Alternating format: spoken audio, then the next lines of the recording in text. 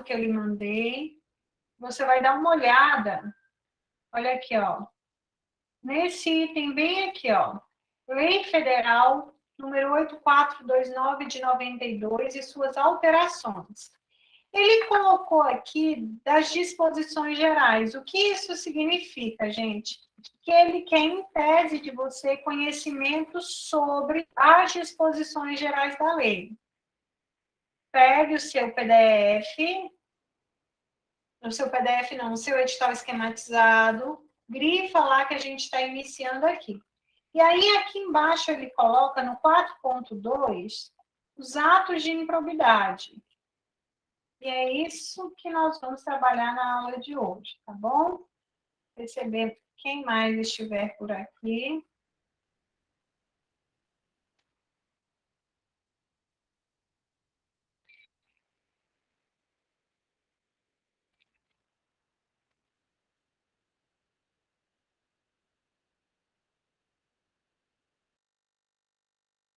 Vamos lá, gente, boa noite. Hoje, dia 30 de maio de 2022, vamos iniciar a nossa meta número 6. Hoje, a aula é sobre a Lei de Improbidade Administrativa. O objetivo da aula é te fazer compreender o que é um ato de improbidade, o que caracteriza, né, esse ato de improbidade, e entender um pouquinho da Lei 8429 de 94.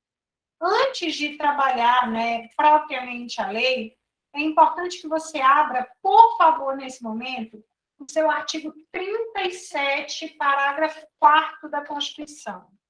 Abra aí, todo mundo abra a sua Constituição, quem tiver impressa, abra, quem não tiver a Constituição impressa, vai abrir no computador. Vou te dar um minuto, artigo 37, parágrafo 4º.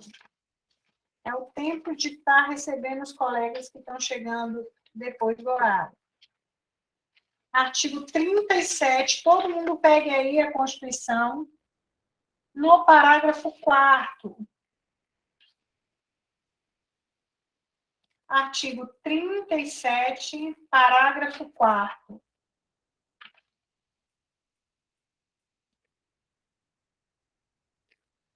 O artigo 37, em seu parágrafo 4º, ele vai dizer o seguinte. Posso iniciar? Sim, profe. Vamos lá. Ele diz assim, os atos de improbidade administrativa importarão. Ele coloca exatamente essa expressão. Os atos de improbidade administrativa importarão. Os atos de improbidade administrativa importarão. Quais são, na verdade, as consequências de um agente... Deixa eu começar aqui. Quais são as consequências, de acordo com a Constituição, daquele que pratica atos de improbidade? Ele diz assim, os atos de improbidade importarão, 1, suspensão dos direitos políticos. Lembra que hoje a gente estava falando sobre isso? Suspensão dos direitos políticos. Fernanda, eu posso ter meus direitos políticos cassados? É vedada a cassação de direitos políticos. Ah, professora, mas eu já ouvi essa expressão, né? Se vier qualquer alternativa de uma possível questão de prova, dizendo assim, os direitos políticos do fulano foi cassado.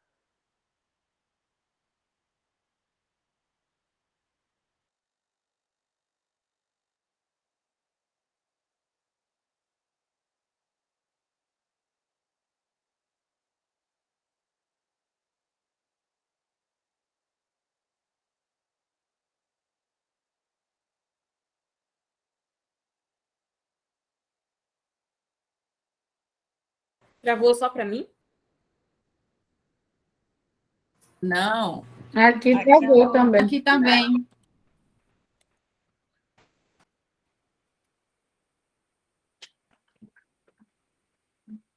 Dos bens. A Constituição diz o seguinte, Os atos de improbidade importarão. A tua prova é de nível médio, não é para nada, é para o MP. Uma possível questão linda para cair é: os atos de improbidade importarão, exceto, letra A, suspensão dos direitos políticos, perda da função, ressarcimento ao erário, indisponibilidade dos bens. A priori, o que eu preciso de você é que você memorize o que diz a Constituição a respeito dos atos de improbidade. O fundamento Do que? desse assunto é o artigo 37, Do parágrafo 4. celular? Tem alguém Nossa. com o áudio ligado? É a Jaiana. Vamos lá. Desculpa, professora, eu como sempre. Faz parte da vida. Os atos de improbidade importarão. Falem comigo em voz alta aí do outro lado. Suspensão dos direitos políticos, perda da função, ressarcimento ao erário e a indisponibilidade dos bens. De acordo com o que dispuser a lei. A Constituição ela é de 1988. A Constituição ela traz mandados constitucionais ao legislador ordinário. Perceba que ela não normatiza os atos de improbidade. A Constituição não conceitua atos de improbidade. Ela só diz assim, legislador ordinário. No momento em que você normatizar atos de improbidade, no mínimo, eu quero as seguintes consequências. Suspensão dos direitos políticos, ressarcimento ao erário, indisponibilidade dos bens e a perda da função. Na forma de uma lei. E que lei é essa? É a Lei 8429 de 94, que surgiu o quê, pessoal? 4 anos depois, na forma da lei.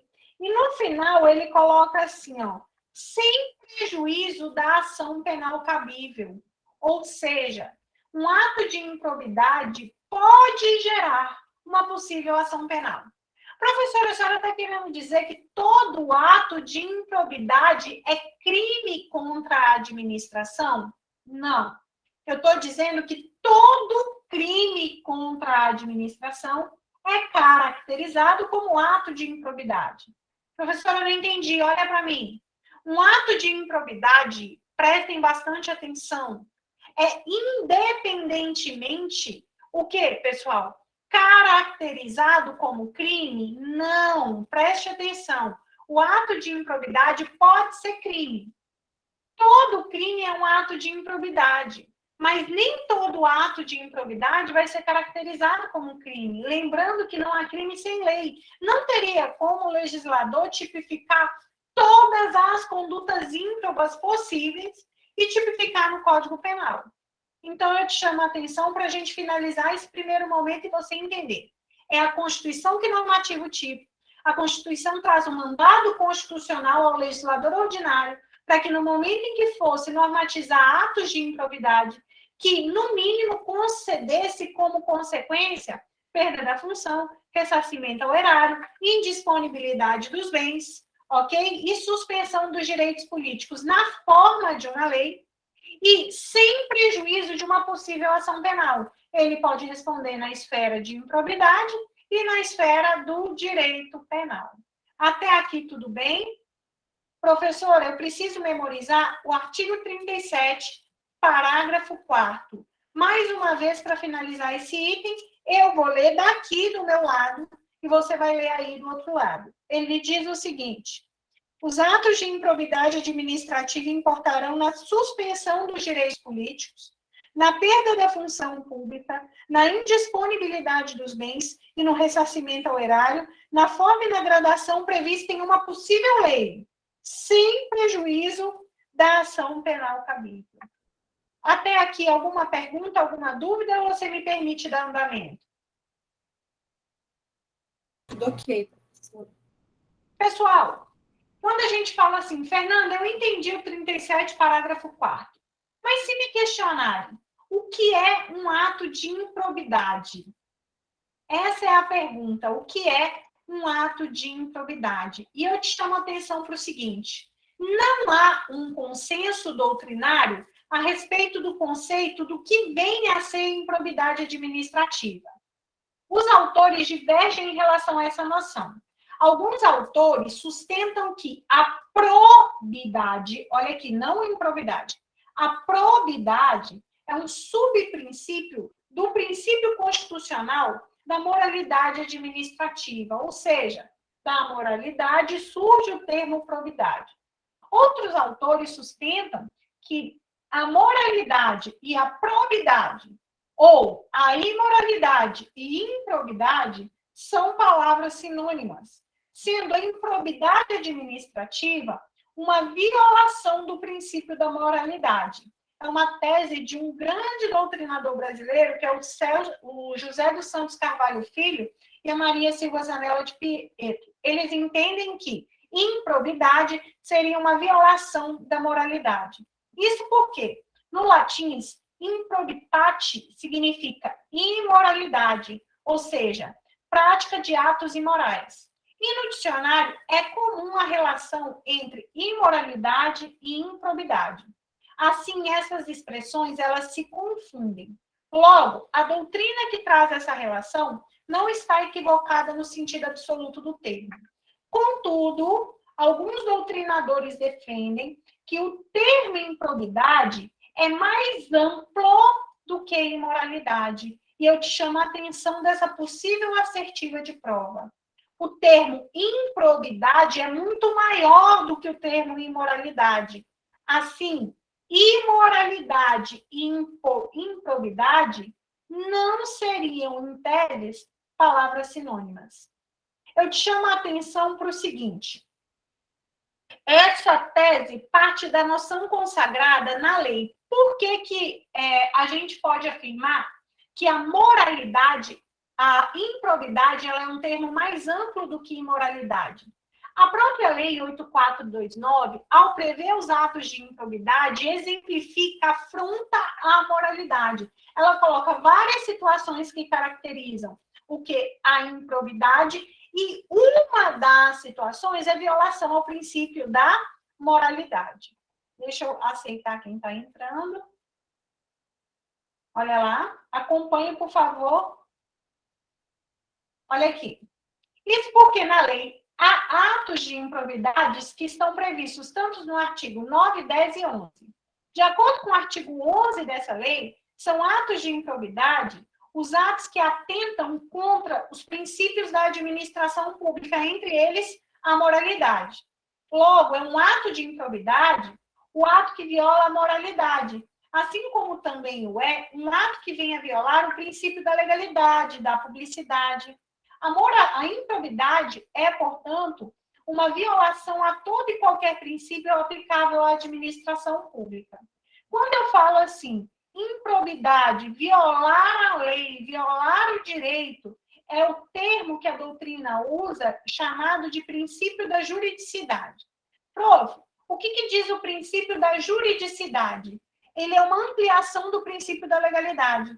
Por meio desse princípio, eu entendo que a administração deve respeito não só às leis, mas também a todo e qualquer ato que o direito protege. Princípios, decretos, regulamentos. A administração não deve apenas observar a letra fria da lei, mas também os princípios do ordenamento, ou seja, o direito como um todo. A violação dolosa de qualquer princípio da administração configura um ato de improbidade. E eu te chamo a atenção aqui, eu quero que você grife essa palavrinha, você vai entender já já. Quem já estudou em algum momento da vida a lei de improbidade, vai apagar tudo que você aprendeu. Porque em 2021 nós tivemos uma alteração extremamente importante, que modificou todo o entendimento da lei de improbidade administrativa, ao prever uma finalidade específica para a caracterização de qualquer ato de improbidade. O fato, por exemplo, de você violar um princípio por ter sido negligente, imprudente ou imperito, isso não mais vai caracterizar ato de improbidade. O que muitos doutrinadores, operadores do direito, criticam na nova lei de improbidade, né, em tese uma nova lei, é que ela se tornou um pouco mais branda. É mais difícil hoje a gente caracterizar um ato de improbidade do que em 2020. Por quê, Fernanda? Para ferrar o cara, com um ato de improbidade, eu vou ter que provar que ele teve uma finalidade de atuação ilícita. Não basta que ele simplesmente viole um princípio por desleixo, negligência, enfim. Tem que ter necessariamente o dolo, que é a intenção. E guarda, gente, não é um dolo genérico, é um dolo extremamente específico. Olha o que diz aqui o nosso material. A violação dolosa de qualquer princípio da administração configura um ato de improbidade. Imagine a seguinte assertiva na sua prova. A violação de qualquer princípio da administração configura um ato de improbidade. Certo ou errado? Errado. A violação tem que ter dolo, tem que ter vontade, tem que ter finalidade específica de lesionar a administração. O artigo 11, ele foi todo modificado pela lei 14.230. E olha como é que está hoje o artigo 11. Lembrando a vocês que você vai ter que focar todas as suas forças no artigo 10, no artigo 9, 10 e 11. Por quê? Porque o teu examinador pediu para que você conheça o que é, de acordo com a lei, um ato de improbidade. O artigo 11 te responde uma das hipóteses. Acompanhe o artigo 11. Constitui ato de improbidade administrativa que atenta contra os princípios da administração qualquer ação dolosa, olha aqui, ó, qualquer ação ou omissão, desde que essa ação ou omissão seja dolosa e que viole os deveres de honestidade, imparcialidade, que viole os deveres de legalidade. E o mais interessante, gente, do artigo 11 é que antes da entrada em vigor dessa lei, da 14.230, eu tinha um rol do artigo 11 meramente exemplificativo. Situações, exemplos que caracterizariam o quê? Atos de improbidade. O que daria ao juiz, no caso da aplicação da lei, uma ampla discricionariedade para a análise da situação concreta.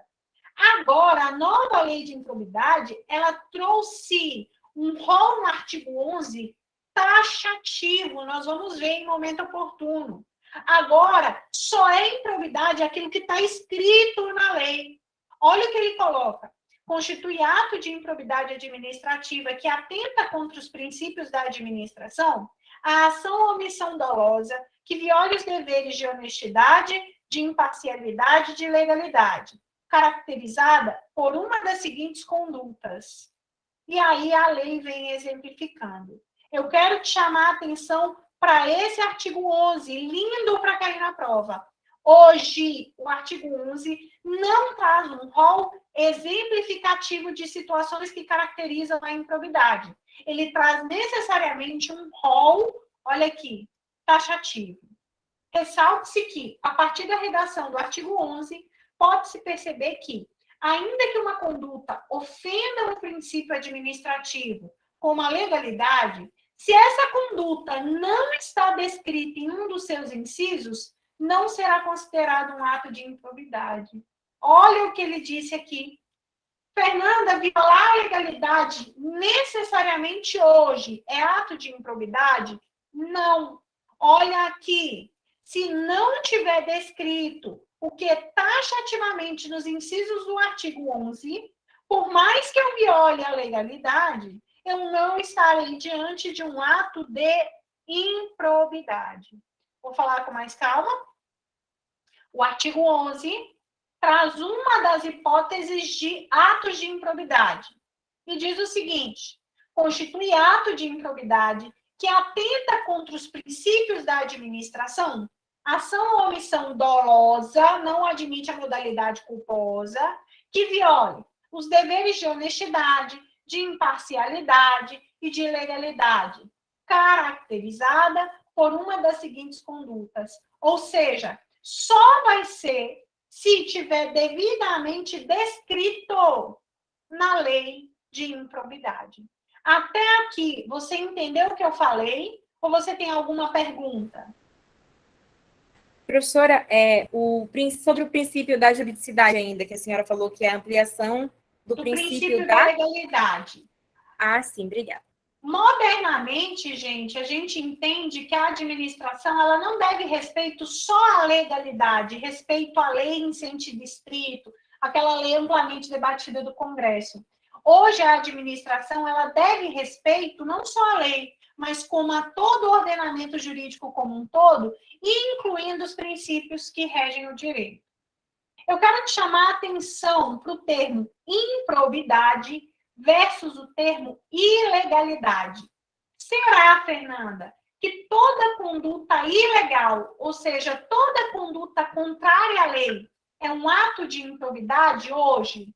Não. Por quê? Para ser ato de improbidade, não basta violar os princípios, tem que estar taxativamente previsto na lei e tem que haver um dolo específico, uma finalidade de lesionar o erário de maneira ilícita. Olha o que diz o ministro do STJ, se eu não me engano, esse aqui, Napoleão Nunes Maia Filho. Acompanhe com muita concentração. A distinção entre uma conduta ilegal e uma conduta ímproba, imputada a agente público ou privado, é muito antiga. A ilegalidade e a improbidade não são situações ou conceitos intercambiáveis. Olha essa assertiva de prova. Ilegalidade e improbidade não são conceitos intercambiáveis. Ou seja, cada uma delas, ilegalidade e improbidade, tem seu próprio significado.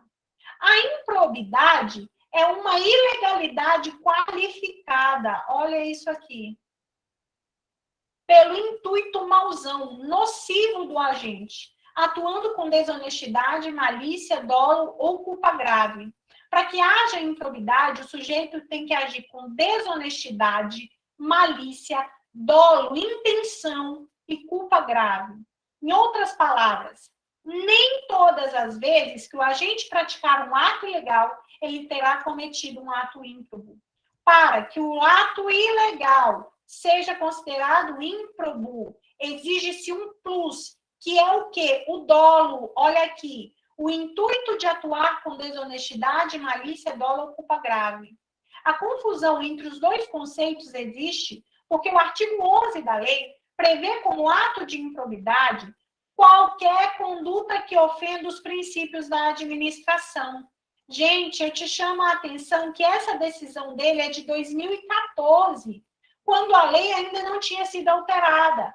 Hoje, a lei não vai dizer que é qualquer conduta, vai dizer que é aquela conduta com dolo específico de acordo com o rol taxativo do artigo 11. Mas isso não significa, repito, que toda ilegalidade é ímproba. A conduta do agente não pode ser considerada ímproba, analisando-se a questão apenas do ponto de vista objetivo, o que iria gerar uma responsabilidade objetiva. Quando não se faz distinção conceitual entre ilegalidade e improbidade, corre-se o risco de adotar uma responsabilidade objetiva, ou seja, eu não vou olhar para a intenção do agente. Se eu caracterizo que o fato de ser ilegal o ato, necessariamente ele é ímprobo, eu não vou fazer uma análise da intenção do agente ao praticar aquele ato. Apesar do dissenso da doutrina, pode-se conceituar improbidade administrativa com o termo jurídico adequado para definir a corrupção administrativa, ou seja, o ato contrário à honestidade e boa-fé, que se apresenta como um desvirtuamento da função pública somado à violação da ordem jurídica. Falar em improbidade é falar em corrupção administrativa. Falar em improbidade é falar em desvirtuamento da função pública somada à violação da ordem jurídica. A ação de improbidade, que é aquela ação que visa o quê? Proteger a probidade, é um instrumento de controle do poder judiciário, dos atos que a lei caracteriza como ímprobos. Professora, uma ação de improbidade, eu já ouvi falar. Hoje, quem é o titular? Só quem pode hoje entrar com uma ação. Lembrem-se, esqueça tudo que você estudou a partir antes de 2021, é o Ministério Público. E, gente, olha que interessante, o órgão pelo qual nós estamos pleiteando uma vaga é o MP. E o MP é o quê? É o fiscal da lei, é aquele que protege, em tese, e resguarda direitos e garantias fundamentais.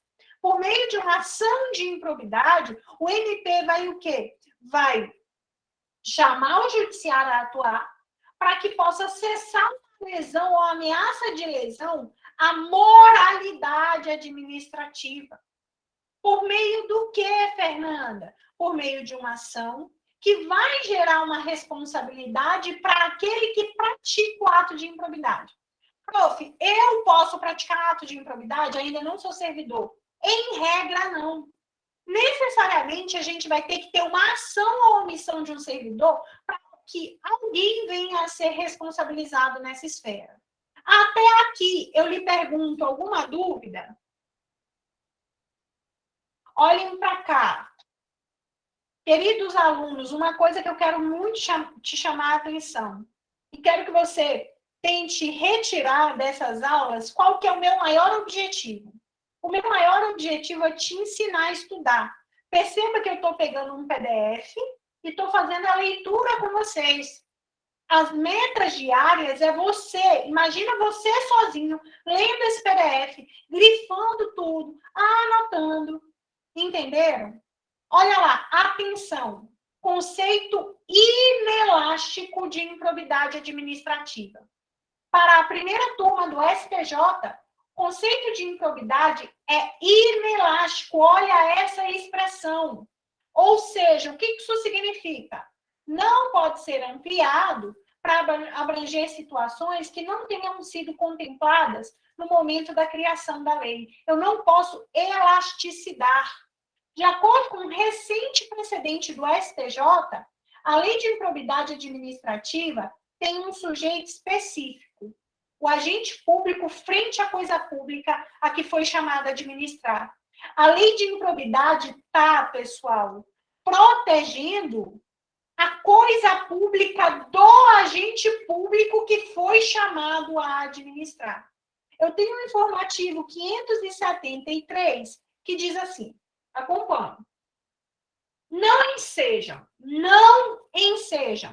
o reconhecimento de ato de improbidade administrativa eventuais abusos perpetrados por agentes públicos durante o quê, Fernanda?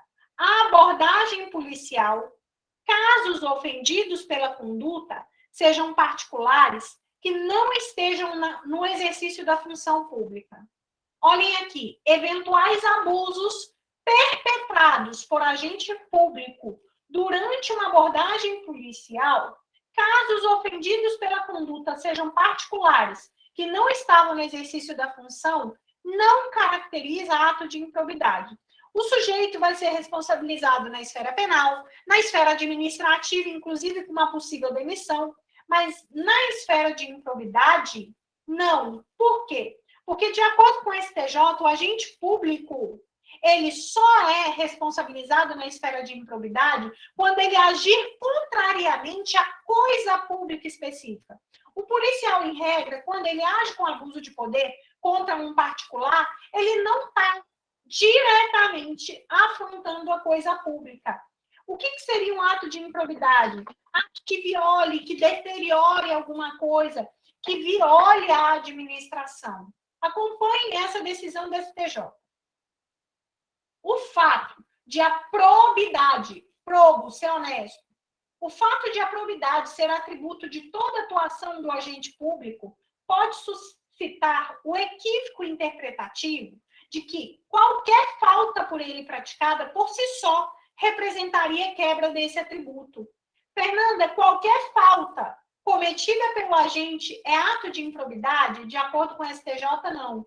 E com isso, sujeitaria sanções dessa lei. Contudo, o conceito jurídico de ato de improbidade administrativa, por ser circulante no ambiente do direito sancionador, não é daqueles que a doutrina chama de elásticos, isto é, daqueles que podem ser ampliados para abranger situações que não tenham sido contempladas no momento da definição. As consequências de um ato de improbidade, elas são graves. É por isso que a lei tem que trazer, pessoal, em tese, né, situações claras, objetivas, que não dê margem à ampliação e à interpretação. Olha o que o STJ diz. Dessa forma, Considerando o inelástico conceito de improbidade, vê-se que o referencial da lei é o ato do agente público, olha aqui, frente à coisa pública que foi chamado a administrar. Logo, somente se classificam como atos de improbidade administrativa as condutas de servidores públicos, olha aqui, que causam vilipêndio aos cofres públicos ou promovam o enriquecimento ilícito do próprio agente ou de terceiros, efeitos inocorrentes na hipótese que o STJ estava analisando. Olha lá. Assim, sem pretender realizar um transverso enquadramento legal, mas apenas descortinar uma correta exegese, verifica-se que a previsão do artigo 4º, a linha H, da Lei 4898 de 65, segundo o qual constituiria, em tese, abuso de autoridade. Olha, só pensar no que aconteceu com a PRF esses dias. É ato de improbidade? Será que eu teria como caracterizar aquilo e responsabilizar aquele sujeito na esfera da improbidade? Em tese, de acordo com esse precedente da STJ, não. O ato lesivo da honra ou do patrimônio da pessoa natural ou jurídica, quando praticado com abuso ou desvio de poder ou sem competência legal, não é ato de improbidade, é abuso de autoridade. E está muito mais próximo do caso, por regular o direito de representação do cidadão frente a autoridades que, no exercício de suas funções, cometerão abuso, de modo que não há que se falar em incidência da lei de improbidade nesse caso desse policial que realizou a atividade dele com abuso de poder. Aqui nós temos uma situação interessante que a primeira sessão do STJ decidiu de uma maneira diversa. Mas olha aqui, poucos meses após o precedente acima ter sido publicado, a primeira sessão do STJ decidiu que a tortura de preso custodiado em delegacia, o preso estava na delegacia, a tortura de preso custodiado em delegacia, praticada por policial, constitui ato de improbidade que atenta contra os princípios da administração. Perceba que a situação agora é diferente. Eu estou dentro de uma delegacia, um local onde, em tese, eu protejo direitos. Na oportunidade, o STJ entendeu que essas relativizações, essas mitigações feitas em precedentes anteriores ocorrem apenas naqueles casos sem gravidade. Quando que não vai ser incidência da lei de improbidade? Quando não houver tanta gravidade, sem densidade jurídica relevante e sem demonstração do elemento subjetivo.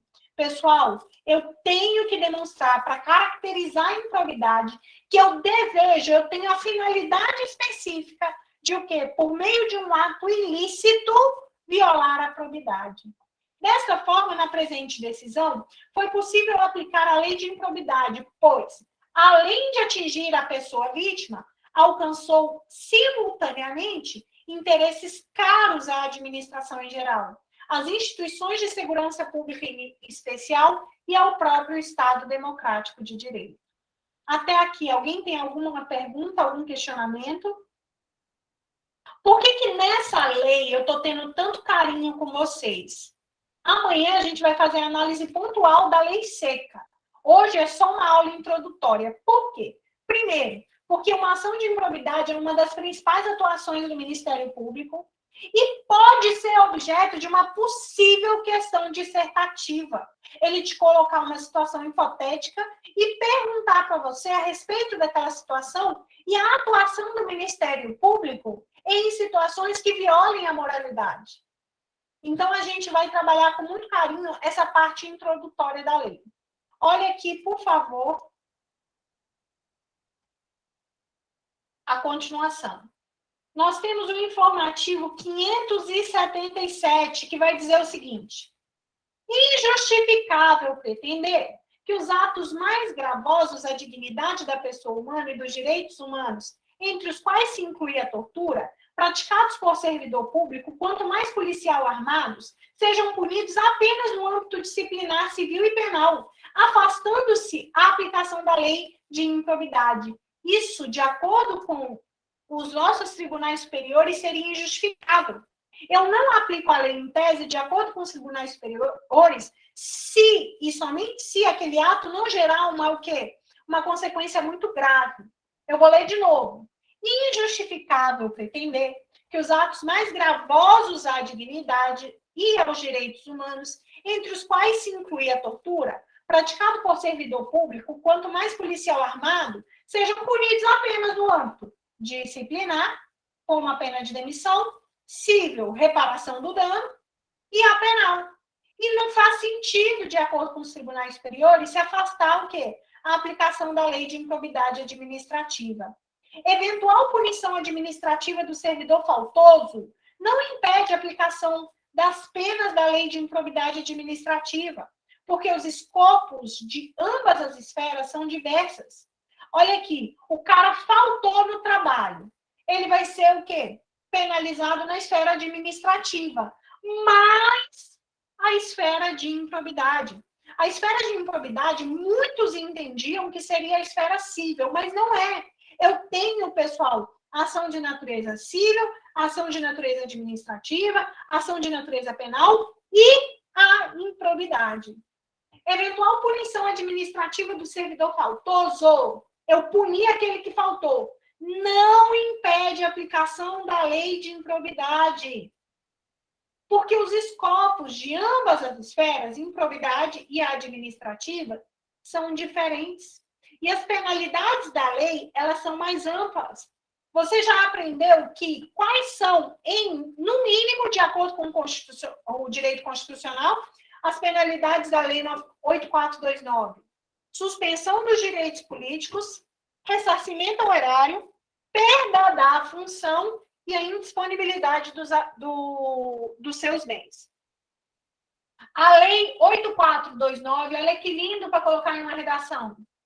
A lei 8429 objetiva coibir, punir e afastar da atividade pública todos os agentes que demonstraram pouco apreço pelo princípio da juridicidade, respeito ao direito como um todo, denotando uma degeneração de caráter incompatível com a natureza da atividade desenvolvida. Professora, que frase mais linda! A lei objetiva coibir, punir e afastar da atividade pública todos os agentes que demonstraram pouco apreço pelo princípio da juridicidade, denotando uma degeneração de caráter que é incompatível com a natureza da atividade desenvolvida. Qual seria a natureza jurídica da lei de improbidade administrativa? Em razão do que dispõe o novo artigo 17D da lei de improbidade administrativa, a doutrina mais recente, olha cá, a doutrina mais recente entende que a ação de improbidade, ela é uma ação própria de improbidade administrativa. Ela não é mais uma ação de natureza civil. Olha que questão de prova. Linda. Inclusive, pelo fato da comunicabilidade da instância civil no âmbito da improbidade. Ademais, a ação de improbidade, olha aqui, não exclui os crimes porventura praticados.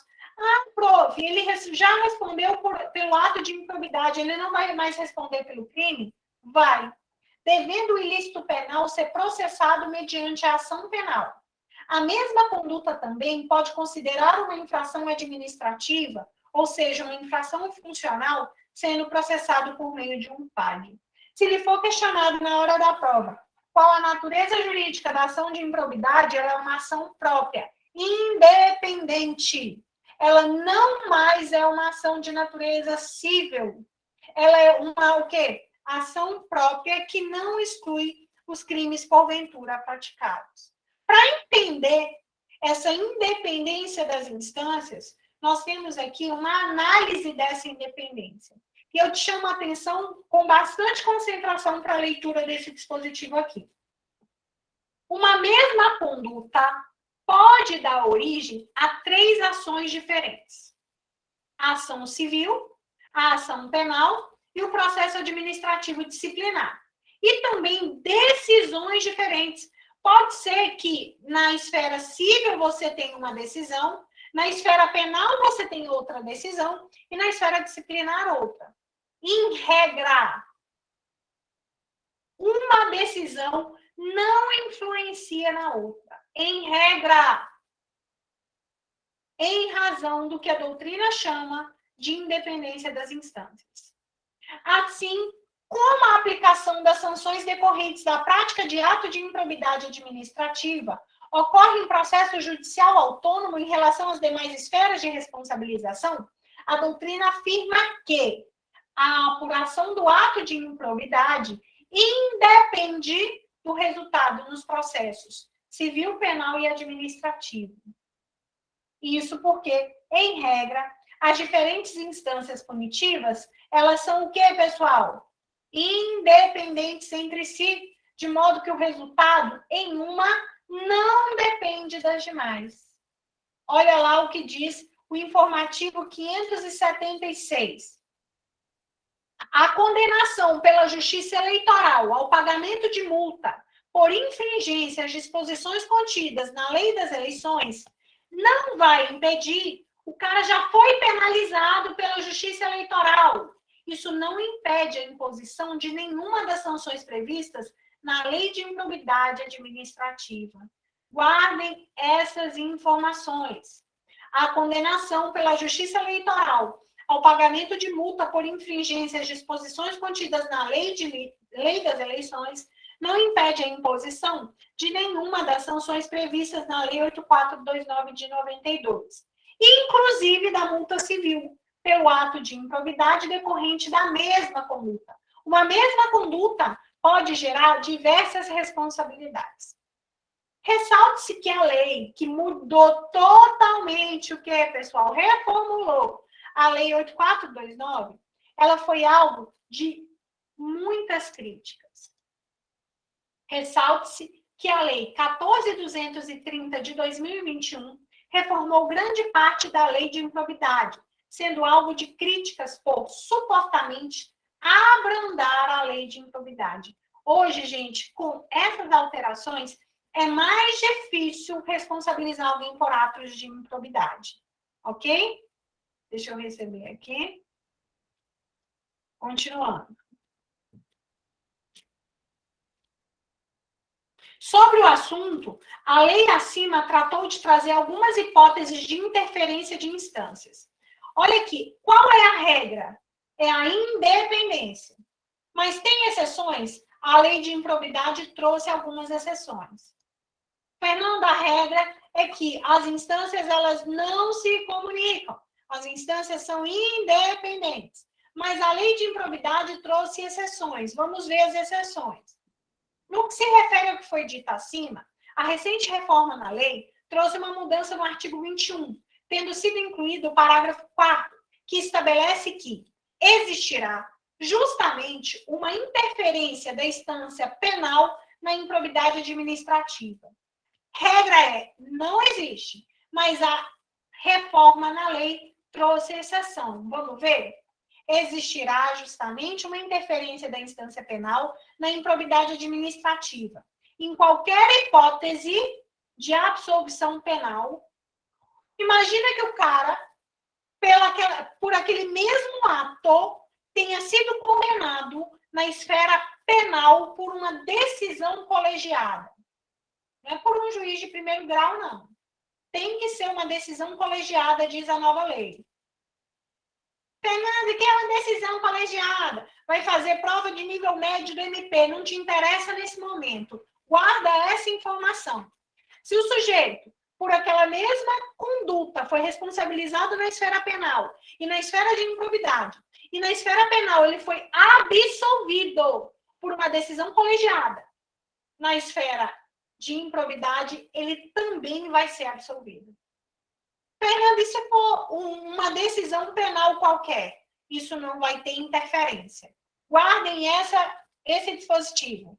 Existirá justamente uma interferência da instância penal na improbidade em qualquer hipótese de absolvição penal, desde que seja essa decisão de um órgão colegiado. E não importa qual é o motivo, qual é o postulado que a gente vai levar para a prova.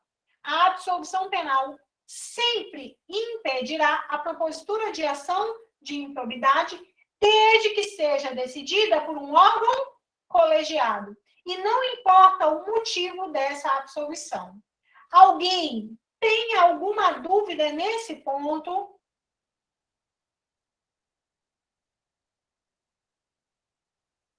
Nós temos uma outra situação de interferência de instâncias.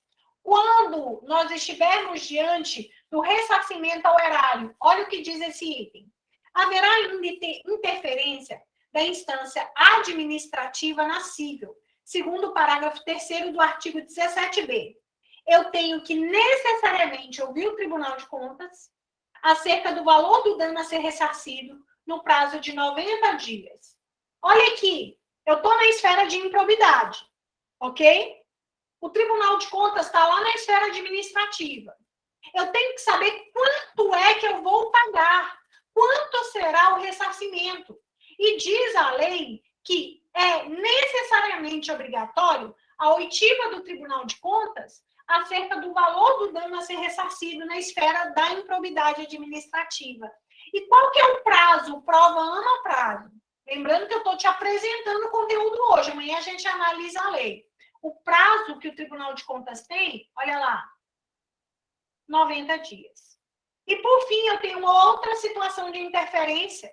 Parágrafo 3º do artigo 21 traz hipóteses de interferência da instância civil e da instância penal na de improbidade.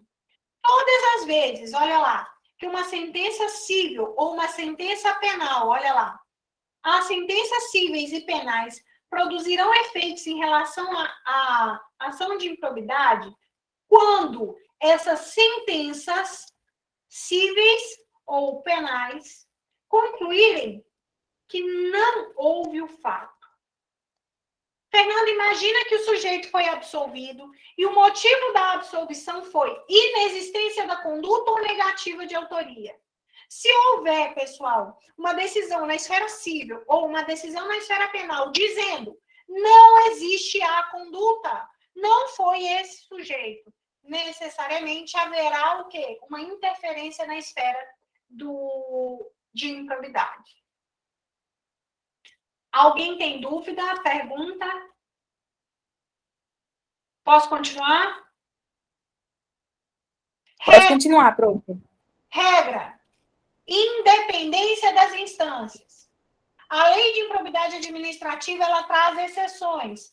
Quando houver uma sentença penal de absolvição, cuja decisão seja de um órgão colegiado. Se houver uma decisão penal absolvendo o sujeito, na esfera de improbidade, ele não vai ser responsabilizado. Outra situação, tem uma sentença civil, uma sentença penal, ou uma outra, que conclui inexistência da conduta ou negativa de autoria, não haverá responsabilidade na esfera de improbidade. Olha para cá. Qual é o fundamento constitucional das ações de improbidade? O artigo 4º que nós já trabalhamos. Olha o que diz esse artigo 4º. Os atos de improbidade importarão. Quais são as consequências que o legislador constituinte estabeleceu? Cassação de direitos políticos? Errado, não existe cassação. Suspensão dos direitos políticos. Perda da função pública, não é suspensão. Indisponibilidade dos bens e ressarcimento ao erário. Questão Consulplan, letra fria de lei. Dentre essas, são situações que geram consequência devido a um ato de improbidade.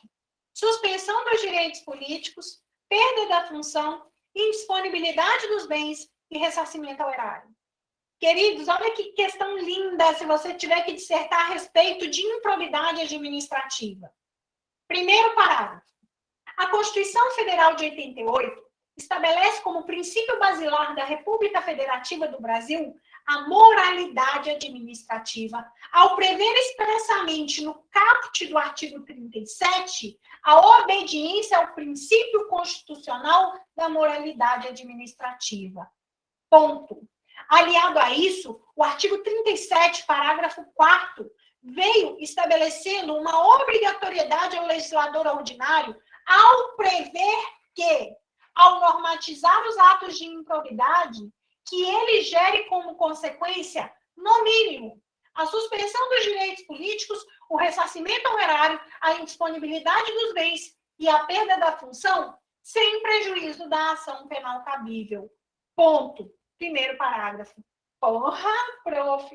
Gente, você vai aplicar tudo aquilo que você já vem estudando, não só na aula de hoje, mas todo o processo, até um dia antes da prova, vai solidificando esse conhecimento. E eu lhe garanto que você vai conseguir dissertar com aquilo que você já conhece a respeito do assunto. Ressalte-se que, com a reforma da lei, foi alterado o artigo 12, incluindo alguns parágrafos. Saliente-se ainda que as sanções aplicadas em outras esferas deverão ser compensadas, olha lá,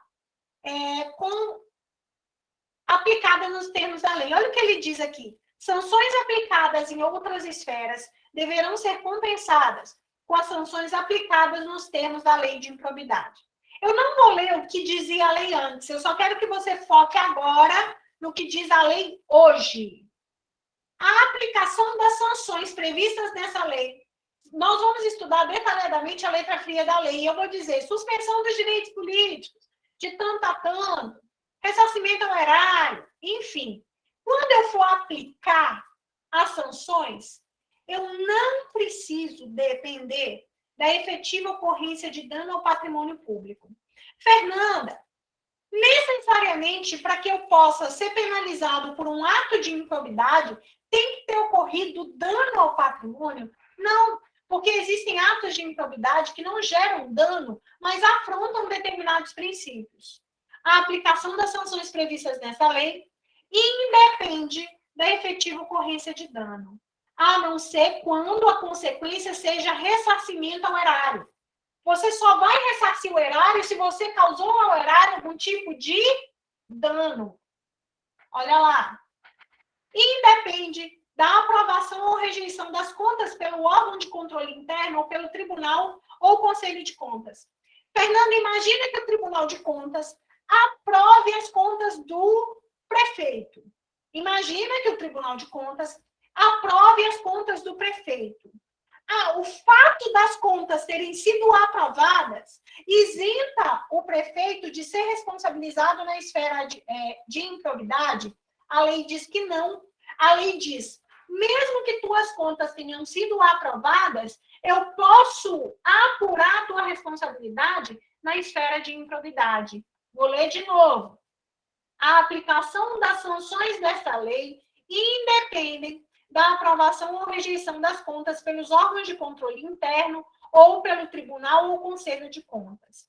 O parágrafo 1º, introduzido pela nova lei, disse o seguinte: os atos do órgão de controle interno ou externo serão considerados pelo juiz quando tiverem servido de fundamento para a conduta do agente público. Ou seja, se o agente público atuou obedecendo regras dos órgãos de controle interno, como as controladorias, o juiz leva em consideração aquele parecer. Se não, o juiz não precisa levar em consideração. Os atos do órgão de controle interno ou externo serão considerados pelo juiz quando tiverem servido de fundamento para a conduta do agente. As provas produzidas perante os órgãos de controle e as correspondentes decisões deverão ser consideradas na formação da convicção do juiz, sem prejuízo da análise acerca da intenção na conduta do agente. As sentenças cíveis e penais produzirão efeitos em relação à ação de improbidade quando, gente? Quando concluírem pela inexistência da conduta ou pela negativa da autoria. A absolvição criminal em ação que discuta os mesmos fatos, confirmada por uma decisão de colegiado, impede a tramitação da ação de improbidade. Se houve uma absolvição criminal confirmada por um órgão colegiado, nós não vamos ter o quê? Responsabilidade na esfera de improbidade. Sanções eventualmente aplicadas em outras esferas deverão ser compensadas com as ações aplicadas nos termos desta lei. Na prova, ele vai dizer o seguinte, letra A, Sanções eventualmente aplicadas em outras esferas não deverão ser compensadas com as sanções aplicadas nessa lei. Nós estamos lendo que as outras sanções vão ser, sim, compensadas com as sanções aplicadas nos termos dessa lei. Ok? Até aqui, algum questionamento, alguma pergunta? Só os fortes ficam até o final, vamos lá. Fernanda, o objetivo de uma ação de improbidade é proteger, realizar um controle. Mas será que esse controle ele só é exercido quando já acontece a merda? Quando o sujeito já cometeu o ato de improbidade? Acompanhem comigo, por favor. Deixa eu só desligar o ar-condicionado aqui da minha sala, porque tá um gelo. Gelo. Um minuto.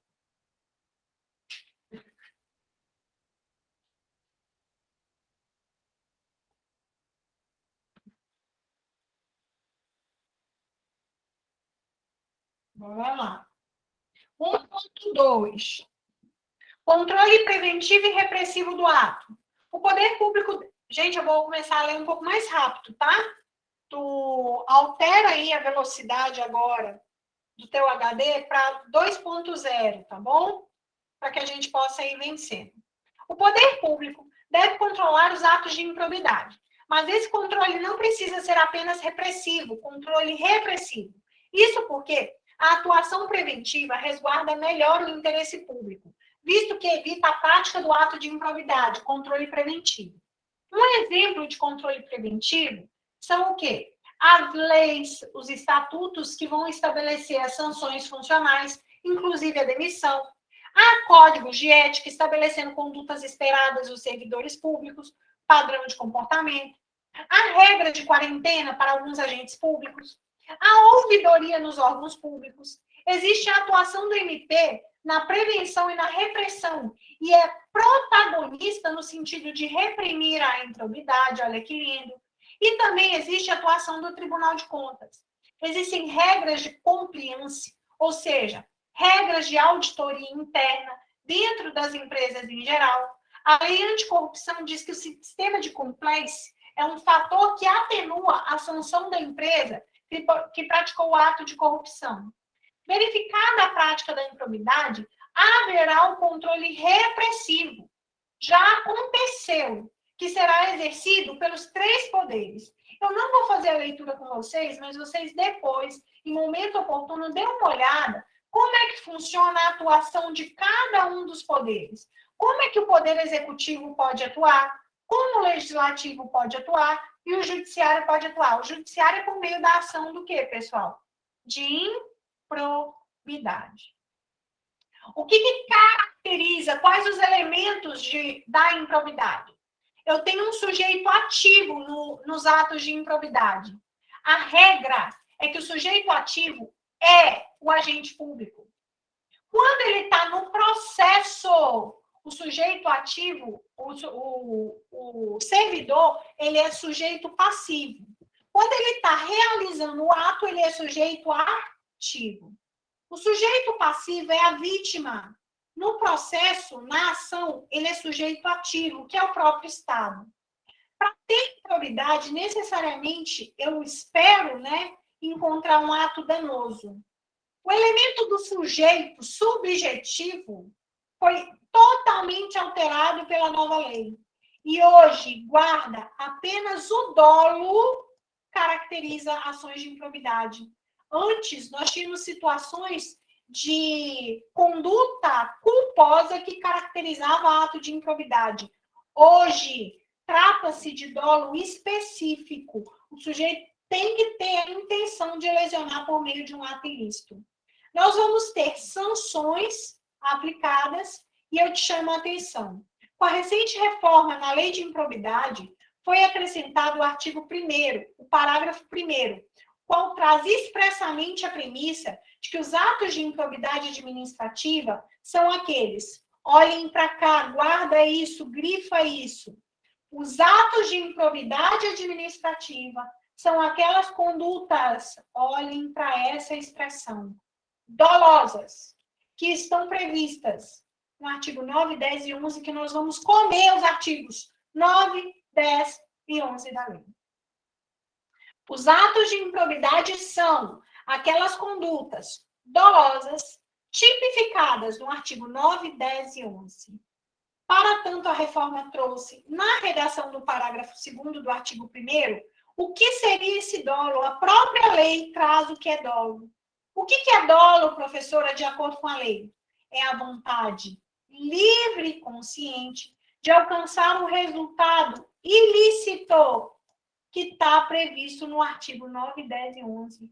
Para que haja responsabilidade na esfera de improbidade, eu tenho que ter um resultado ilícito previsto no artigo 9, 10 e 11.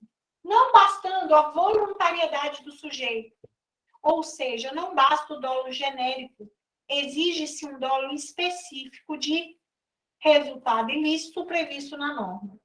Já o parágrafo 3º do artigo 1º da Lei de Improbidade, agora reformada, considera-se, para fins de responsabilização por atos de improbidade, que o mero exercício da função ou o desempenho de competências públicas não imprescinde da comprovação de que existiu ato doloso com fim ilícito. Vamos aqui interpretar o que ele disse. O mero exercício da função ou desempenho de competência pública imprescinde, ou seja, precisa muito da comprovação de que existiu um ato doloso com um fim específico, com um fim ilícito. Destaca-se que é necessário uma finalidade ilícita. Só é improbidade aquilo que o sujeito pratica de maneira dolosa com um fim ilícito. Ressalte-se que a lei agora, no parágrafo 4º do artigo 1º, traz expressamente a aplicação do sistema da improbidade, dos princípios constitucionais do direito administrativo sancionador. Professora, Oi. então não existe mais nenhuma forma culposa. Não. Essa é a conclusão que eu queria que vocês chegassem.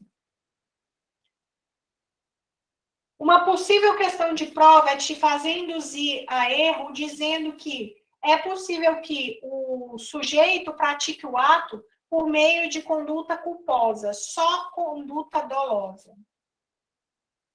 Vamos lá.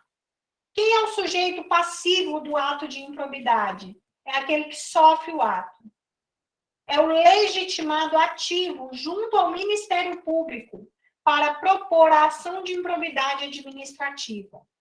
Logo no artigo 1º, no caput, tem-se a primeira alteração na redação da Lei de Improbidade pela Lei 14.230, trazendo-se, pois, a abordagem do sistema de responsabilização por atos de improbidade, que tutelará, ou seja, protegerá a probidade na organização do Estado e no exercício de suas funções.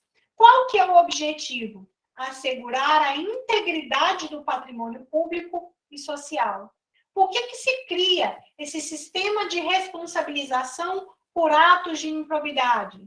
Para assegurar a integridade do patrimônio e a integridade social. No que se refere aos atos de improbidade, sujeitos a sanções por essa lei, foram acrescentados a esse artigo os parágrafos 5, 6 e 7, quais indicam quais são as entidades que podem ser atingidas por atos de improbidade. Fernanda, é qualquer entidade que pode sofrer ato de improbidade? Olha o que diz a lei. Se eu leio daqui, eu quero que você leia daí.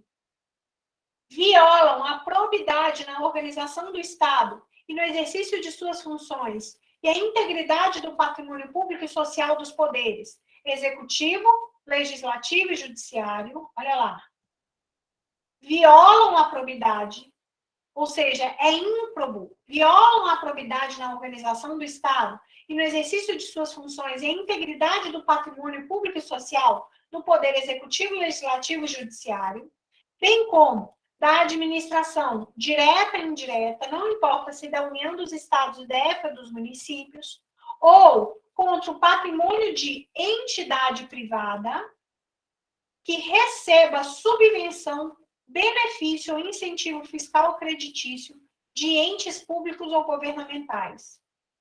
Se eu tenho uma entidade privada, pode sofrer ato de improbidade? Pode. Entidade privada pode sofrer ato de improbidade, desde que essa entidade privada receba subvenção, benefício ou incentivo fiscal ou creditício de entes públicos ou governamentais. Quem mais pode ser sujeito passivo de um ato de improbidade?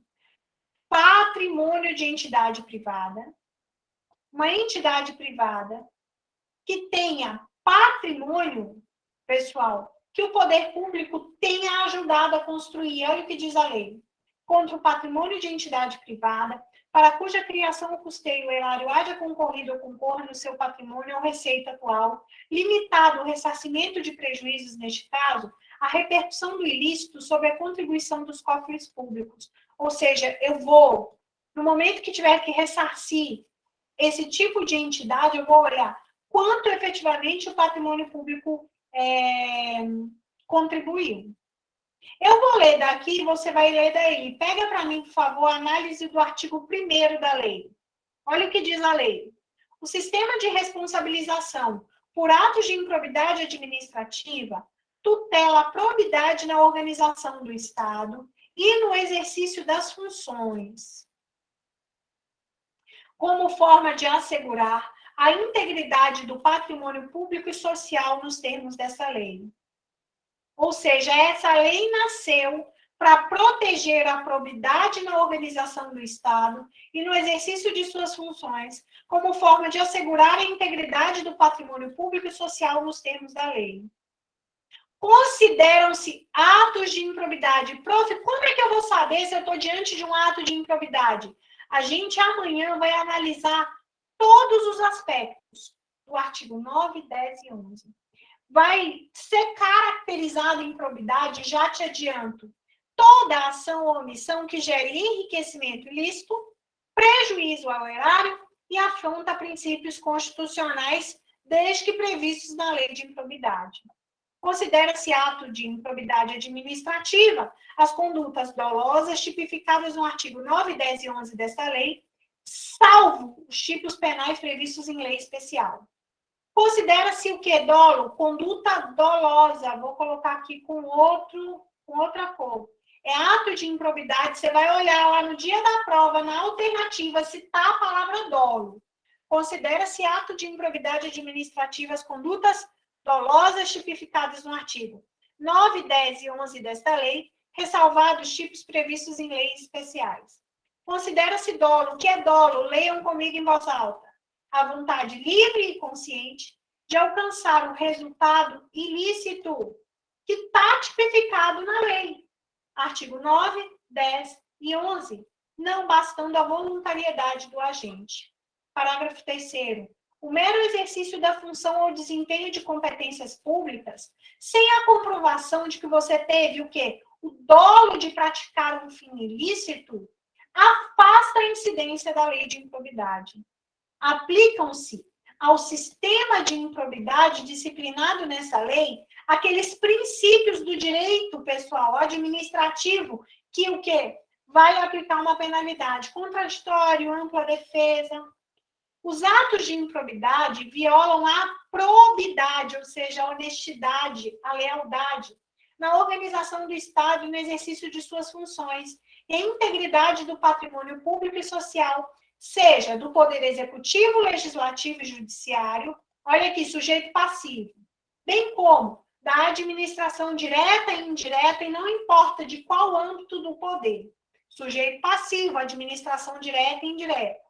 Estão sujeitos às sanções dessa lei atos que vão violar a probidade, que forem praticados contra a entidade privada que tenha recebido subvenção, benefício ou incentivo fiscal ou creditício de entes públicos ou governamentais.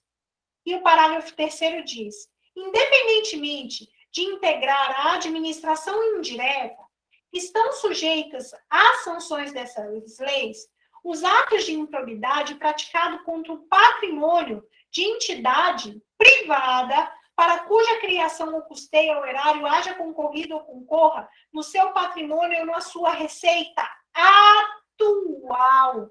A lei foi alterada. Hoje, se o governo participa de uma entidade privada que tenha contribuído com seu patrimônio ou receita atual, tipo aquelas organizações do terceiro setor, como, por exemplo, o SESC, SENAI, SEBRAC, as OS, as OCIPs, limitado o ressarcimento, no caso do parágrafo 7º, a repercussão do ilícito sobre a contribuição dos cofres públicos. Ele diz, não configura improbidade a ação ou omissão decorrente de uma divergência interpretativa da lei. Imagina que você tenha realizado uma ação ou uma omissão em decorrência de uma divergência na interpretação da lei, baseada em uma jurisprudência ainda que não pacificada, mesmo que não venha a ser posteriormente prevalente nas decisões dos órgãos de controle ou dos tribunais de conta do Poder Judiciário. Na prova, ele vai pedir letra fria de lei, vai perguntar para você que tipo de entidades pode ser sujeito passivo de uma ação de improbidade. Nós vamos ler tanto isso que você vai se cansar. Olha lá. Eu quero te chamar a atenção para esse nome aqui, partido político. Será que o partido político pode ser sujeito passivo de um ato de improbidade? O artigo 26, 3C da lei, introduzido pela recente reforma, olha aqui, retirou os partidos políticos e suas fundações do campo de abrangência da lei. Hoje, partido político não pode ser sujeito passivo da lei de improbidade. Fernando, e sindicatos podem? Por quê? Porque os sindicatos recebem contribuições para fiscais. E eles fazem parte, pessoal, E essas contribuições, na verdade, elas têm natureza tributária. Então, se você violar o patrimônio de um sindicato, você vai incorrer em ato de improbidade. E partido político, não. A lei traz quem é o sujeito ativo do ato de improbidade? O servidor público. E quem é servidor para efeitos da lei? É o que a gente vai ver aqui no artigo 2º. Peguem aí a sua lei, eu vou ler desse lado e você vai ler do outro. Para os efeitos desta lei, considera-se agente público quem? O agente político. Agente público é um termo amplo. Quem é agente público? O agente político, o servidor público, aquele que fez concurso, né? E todo aquele que exerce, olha aqui, com outra cor. Quem é agente público para efeitos da lei de improbidade? Que exerce, ainda que de maneira transitória ou sem remuneração, seja por eleição, nomeação, designação, contratação, qualquer outra forma de investidura ou vínculo, mandato, cargo, emprego ou função, nas entidades que nós vimos anteriormente, que é no Legislativo, Executivo, Judiciário, enfim. Quem é agente público para os efeitos da lei? Artigo 2º em voz alta. Para os efeitos desta lei, consideram-se agente público o agente político, o servidor público e todo aquele que exerce, ainda que transitoriamente ou sem remuneração, por eleição, nomeação, designação, contratação, qualquer outra forma de investidura ou vínculo, mandato, cargo, emprego ou função nas entidades que nós já trabalhamos. Deixa eu receber algum colega que está entrando. Olha lá.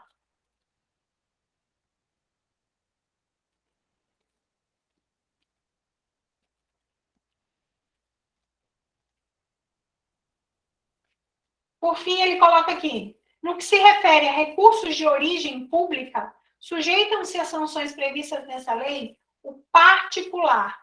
Fernando, o particular pode ser sujeito passivo na lei de improbidade?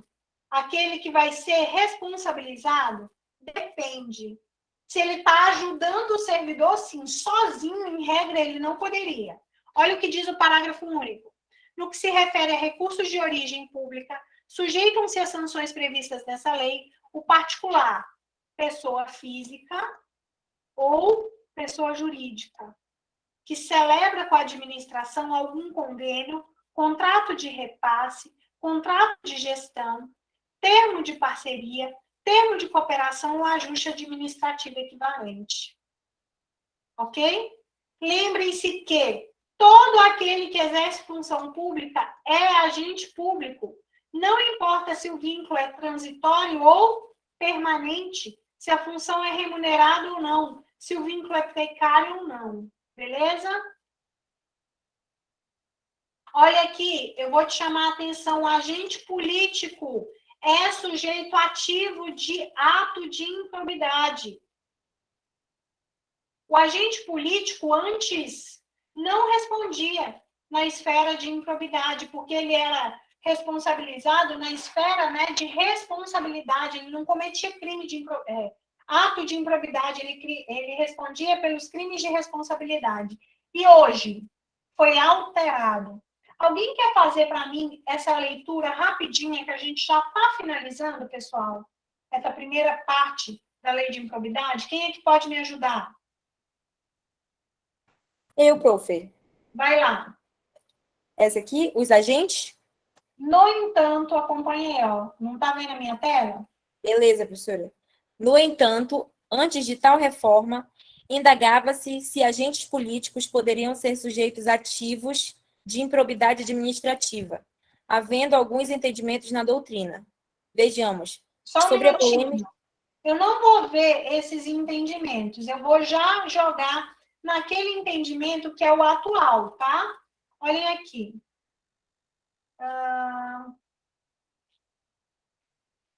Antes da reforma, havia decidido a Corte Especial do STJ que, ao admitir a compatibilidade material das sanções de improbidade e dos crimes de responsabilidade, ressalvou apenas a questão processual para a aplicação das referidas sanções a determinados agentes políticos.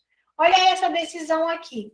Os agentes políticos, com exceção do presidente da República, encontram-se sujeitos ao duplo regime sancionatório. Ou seja, agente político responde por crime de responsabilidade e responde na esfera de improbidade. Pode ler aí para mim, amiga. Os agentes políticos, com exceção do presidente da República, encontram-se sujeitos a duplo regime sancionatório, de modo que se submetem tanto à responsabilização civil pelos atos de improbidade administrativa, quanto à responsabilização político-administrativa por crimes de responsabilidade. O foro especial por prerrogativa de função previsto na Constituição Federal em relação às infrações penais comuns não é extensível às ações de improbidade administrativa. Eles vão te perguntar assim: o agente político tem foro por prerrogativa de função na ação de improbidade? Não, ele vai ser julgado pelo juízo de primeiro grau. Guarda isso. O foro especial que o agente político tem não abarca ações de improbidade. Vai lá. É no mesmo sentido o entendimento do plenário do STF. O processo e julgamento de prefeito municipal por crime de responsabilidade não impede sua responsabilização por atos de improbidade administrativa previstos na Lei 8429 de 1992, em virtude da autonomia das instâncias. Olha a explicação do dizer o direito. Vai lá, amiga. A responsabilidade do prefeito pode ser repartida em 4 esferas: civil, administrativa, política e penal. O Código Penal define sua responsabilidade penal funcional de agente público, enquanto que o Decreto-Lei 201 de 67 versa a sua responsabilidade por delitos funcionais e por infrações político-administrativas. Já a Lei número 8429 de 92 prevê sanções civis e políticas para os atos ímprobos. Ocorre que algumas condutas encaixam-se em mais de um dos diplomas citados, ou até mesmo nos 3, e invadem mais de uma espécie de responsabilização do prefeito, conforme for o caso. Entretanto, não há que se falar em bis idem entre as esferas de responsabilização, pois, decorrente do citado decreto-lei, resulta a sanção penal, enquanto a ação de improbidade administrativa pode resultar em sanção na esfera civil. Guarda-se, então, a independência entre as esferas. Os agentes políticos municipais se submetem aos ditames da lei de improbidade administrativa, sem prejuízo da responsabilização política e criminal estabelecida no Decreto-Lei 201 de 1967. Os agentes políticos sujeitos a crime de responsabilidade, ressalvados os atos ímprobos cometidos pelo Presidente da República e pelos ministros do Supremo Tribunal Federal, não são imunes às sanções por atos de improbidade previstas no artigo 37, parágrafo 4º da Constituição Federal. Ok, pessoal? Olha aqui, a ação de improbidade administrativa proposta contra agente político que tenha foro por prerrogativa de função é processada e julgada pelo juiz de primeiro grau, limitada à imposição de penalidades de caráter patrimonial. O juiz de primeiro grau, aqui eu quero te chamar a atenção, não pode aplicar para os agentes políticos as duas sanções: suspensão de direitos políticos e perda do cargo do réu. Olha essa jurisprudência aqui. Fernanda, quem é que julga? É o juiz de primeiro grau. Ele não poderá, para os agentes políticos, aplicar a suspensão de direitos políticos e a perda do cargo. Vai lá, amiga. Para Rafael Oliveira, terceiro entendimento, os agentes políticos podem ser réus na ação de improbidade administrativa, com a consequente aplicação das sanções da Lei 8429 de 92, salvo aquelas de natureza política, que somente podem ser aplicadas por meio do respectivo processo por crime de responsabilidade, com fundamento na Lei 1079 de 1950, no Decreto-Lei 201 de 1967 e na Lei 7106 de 1983. O terceiro entendimento parece ser o mais adequado. Não há que se falar em imunidade do agente político à aplicação da lei de improbidade administrativa. A interpretação sistemática do ordenamento jurídico demonstra que a intenção do legislador constituinte foi estabelecer regras especiais para os agentes políticos que cometerem atos de improbidade, crimes de responsabilidade em relação exclusivamente à aplicação de sanções políticas, mas não no tocante às demais sanções que não possuem caráter político e que estão previstas no artigo 12 da Lei 8429 de 92. E os particulares? A reforma da lei de improbidade, perpetrada pela lei, alterou a redação. Vamos lá, lê aí para mim o artigo 3º. Esse após a lei, professora? Ou antes? Sempre a gente vai ler após a lei, não vamos perder tempo antes da lei. Beleza, professora. As disposições desta lei são aplicáveis no que couber àquele que, mesmo não sendo agente público, induza ou concorra dolosamente para a prática do ato de improbidade. Olha as palavras-chave. Como é que o particular vai ser responsabilizado? Se ele induzir ou concorrer, olha aqui, dolosamente.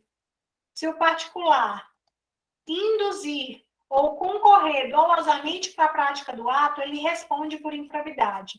Parágrafo 1º. Os sócios, os cotistas, os diretores e os colaboradores de pessoa jurídica de direito privado não respondem pelo ato de improbidade que venha a ser imputado à pessoa jurídica, salvo se comprovadamente houver participação e benefícios diretos, caso em que responderão nos limites da sua participação. Parágrafo 2º. As sanções desta lei não se aplicarão à pessoa jurídica caso o ato de improbidade administrativa seja também sancionado como ato lesivo à administração pública de que trata a Lei nº 12.846, de 1º de agosto de 2013. Segundo o artigo 3º, os particulares que concorrerem ou induzirem dolosamente para a prática do ato de improbidade podem ser responsabilizados. Atenção! No comparativo feito acima, tendo como base o artigo 3º, é possível perceber que a expressão dele se beneficie, que constava na redação anterior, não consta mais. Olha aqui, se ele falar o particular que do ato se beneficie, não, ele tem que concorrer e induzir. A palavra-chave aqui é concorrer ou induzir, ok? A aplicação de sanção por improbidade necessariamente pressupõe a comprovação do dolo, ou seja, intenção de participar, induzir ou concorrer para a prática da improbidade ou dela se beneficiar de forma direta ou indireta. É relevante registrar que a aplicação das sanções de improbidade elencadas no artigo 12 da lei aos terceiros pressupõe a prática de improbidade por agentes, pois o artigo 3º da lei exige conduta por parte de terceiro vinculada aos agentes, ou seja, o particular só será responsabilizado em uma ação de improbidade se o agente público também estiver na relação processual, ok? Vai lá, Marielle. Em abono à tese, o STJ tem exigido a presença do agente público no polo passivo da ação de improbidade administrativa, como pressuposto para a aplicação das sanções de improbidade aos particulares.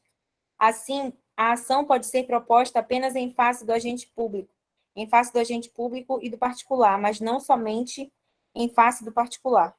Súmula 634 do STJ, leia. Ao particular, aplica-se o mesmo regime prescricional previsto na Lei de Improbidade Administrativa para o agente público. Essa súmula foi aprovada em 2019. Ao particular, nós vamos estudar amanhã a prescrição, vai ser aplicado o mesmo regime do agente público. Olha lá o que diz o STJ. Continua. É inviável a propositura de ação civil de improbidade administrativa exclusivamente contra o particular, sem a concomitante presença de agente público no polo passivo da demanda. Nas ações de improbidade administrativa, não há litisconsórcio passivo necessário entre o agente público e os terceiros beneficiados com o ato ímprobo. Ok? Aqui a gente tem uma decisão, pessoal, bem recente, em que o STJ, analisando um caso concreto, deu a possibilidade de se prosseguir a ação sem o agente. Mas isso é uma exceção, olha lá. É viável o prosseguimento da ação de improbidade exclusivamente contra o particular quando? Quando há pretensão de responsabilizar agentes públicos pelos mesmos fatos e contra demanda conexa. Olha lá. O que não abala o entendimento pacificado dessa corte quanto ao fato de que é inviável o manejo da ação civil, olha lá, de improbidade contra o particular sem a concomitante presença de agente público no polo passivo. Acontece que o STJ concluiu que se houver a devida pretensão, aqui eu estou entrando contra você para poder responsabilizar o outro, olha lá, seria viável, ok? Tudo que a gente não estiver lendo aqui, você vai ler em outro momento, viu? As pessoas jurídicas, elas podem ser responsabilizadas, né? E o advogado, Fernanda, será que advogado, ele pode ser responsabilizado só se for o advogado público, né? Porque ele exerce munus público, mas o advogado particular, ele só pode ser responsabilizado na figura de terceiro, tá? Estagiário pode ser responsabilizado. Até aqui, alguma dúvida, alguma pergunta, pessoal? Pega aí a página 407. Lê aí para mim o artigo 8º, Marielle. Estamos finalizando em 5 minutos a aula de hoje. O sucessor ou o herdeiro daquele que causar dano ao erário ou que se enriquecer ilicitamente estão sujeitos apenas à obrigação de repará-lo até o limite do valor da herança ou do patrimônio transferido. Continua. A responsabilidade sucessória de que trata o artigo 8º desta lei aplica-se também na hipótese de alteração contratual, de transformação, de incorporação, de fusão ou de cisão societária. Parágrafo único. Nas hipóteses de fusão e de incorporação, a responsabilidade da sucessora será restrita à obrigação de reparação integral do dano causado, até o limite do patrimônio transferido, não lhe sendo aplicáveis as demais sanções previstas nesta lei decorrentes de atos e de fatos ocorridos antes da data da fusão ou da incorporação, exceto no caso de simulação ou de evidente intuito de fraude devidamente comprovados. Queridos, nós encerramos a parte introdutória da Lei de Improbidade Administrativa. Eu espero de coração que vocês tenham compreendido, né, o termo improbidade. Amanhã, o que a gente vai fazer? A gente vai entrar direto nos atos de improbidade. Artigo 9, artigo 10 e artigo 11. No teu, como é que fala? No teu edital, ele só pede de você o seguinte, as disposições gerais que nós trabalhamos na aula de hoje, disposições gerais. E amanhã a gente vai fazer a análise dos atos de improbidade. O material que eu lhe passei, o PDF, o que eu vou pedir? Se você tiver um tempinho amanhã, você vai começar do zero lendo aquele PDF. Você vai ver que a leitura daquele PDF, que não é o mesmo desse, vai vir de uma maneira muito diferente da maneira pela qual você deu uma lida na tarde de hoje ou na manhã de hoje, se você conseguiu, tá bom? A meta de amanhã, a gente continua em improbidade, tá bom? E eu finalizo dizendo o seguinte, amanhã às 19 horas, eu vou mandar para vocês, não é meta, tá? Vou mandar uma apostila de arquivologia. E o que a gente vai fazer? Eu já postei, Lice. É porque vocês entraram depois no grupo, eu acho, né? Mas eu vou postar amanhã de novo. O que eu vou fazer? Eu vou nomear, tá? Uma pessoa que vai ser responsável pela leitura do PDF. Amanhã não é uma aula de arquivologia. Você vai ter um material de arquivologia e vocês vão estudar aquele material em grupo. Entende, Carol? Entende, Marielle?